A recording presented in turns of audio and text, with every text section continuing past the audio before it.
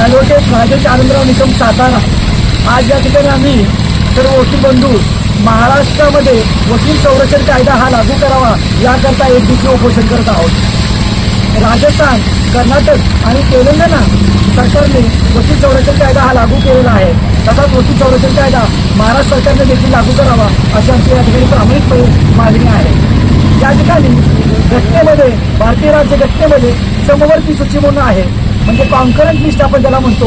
या लिस्टमध्ये 26 नंबरच्या यादीमध्ये काही कायदे हे राज्य शासनाने आणि काही कायदे केंद्र सरकारने करावे अशी तरतूद घटनेमध्ये करण्यात आलेली आहे। त्याची तरतूद पाहता त्यामध्ये वकील संरक्षण कायदा हा महाराष्ट्र शासनालाही लागू करता येतो, तसेच तो केंद्र शासनालाही लागू करता येतो।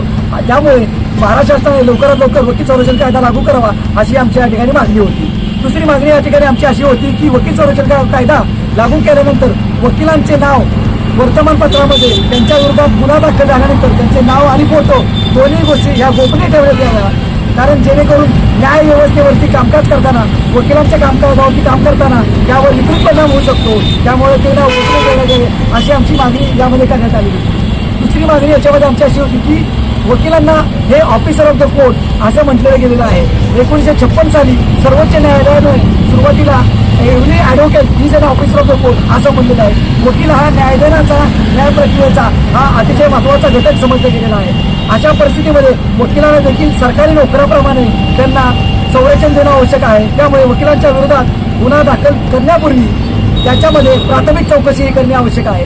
आपण जर पाहिलं तर आता नवीन BNS कायदा जो आलेला आहे त्याच्यामध्ये देखील पब्लिक सर्वंटची व्याख्या नमूद केलेली आहे। त्यामध्ये ऑफिसर ऑफ द कोर्ट असा शब्द त्या BNS कायद्यामध्ये आलेला आहे। जर वकील जर ऑफिसर ऑफ द कोर्ट असतील तर निश्चितपणे त्यांना देखील सरकारी नोकर या संज्ञेमध्ये बसवून त्यांच्या विरोधात गुन्हा दाखल करण्यापूर्वी प्राथमिक चौकशी हे माननीय माननीय आपले न्यायदान अधिकारी साहेब तसेच प्रमुख जिल्हा न्यायाधीश साहेब यांच्यामार्फत करण्यात यावी अशी आमच्या ठिकाणी मागणी करण्यात आली होती। आज या उपोषणाला करता सातारा जिल्हा वकील संघटनेने जाहीर पाठिंबा दिलेला असून तसं पाठिंब्याचं पत्र आम्ही निवासी जिल्हाधिकारी सातारा यांच्याकडे सुपूर्द दिलेलं आहे। तसेच कौटुंबिक न्यायालयाकडचे 12 सज्जन यांनी देखील आम्हाला या ठिकाणी येऊन पाठिंबा दिलेला आहे। आज या ठिकाणी माझे सहकारी आमचे सातारा जिल्हा वकील संघटनेचे पूर्वीचे अध्यक्ष देशमुख साहेब या ठिकाणी उपस्थित आहेत।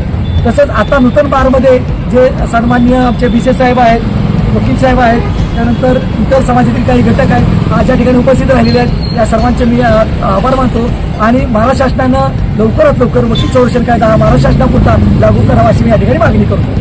कोल्हापूर बेंच झालं त्याचा काय कितपत वकिलांना फायदा होतो? कोल्हापूर बेंच त्याचा निश्चितपणे फायदा होतो। दोन गोष्टी याच्यामध्ये महत्त्वाच्या आहेत। एक गोष्ट अशी आहे की प्रवासाचा जो वेळ होता तो वाचला आणि पक्षकारांचा जाण्याचा आर्थिक खर्च तो त्याच्यामध्ये निश्चितपणे कमी झाला आणि कोल्हापूर बेंचचा आम्हाला सर्वांना निश्चितपणे फायदा झालेला आहे। तसंच ते खंडपीठ व्हावं पुढे जाऊन अशी आमची या ठिकाणी मागणी आहे। मागण्या मान्य न झाल्या तुमचं काय पण? मागण्या मान्य न झाल्यानंतर मी यानंतर अमरण उपोषणाचा इशारा हा महाराष्ट्र शासनाला योग्य वेळी देणार आहे।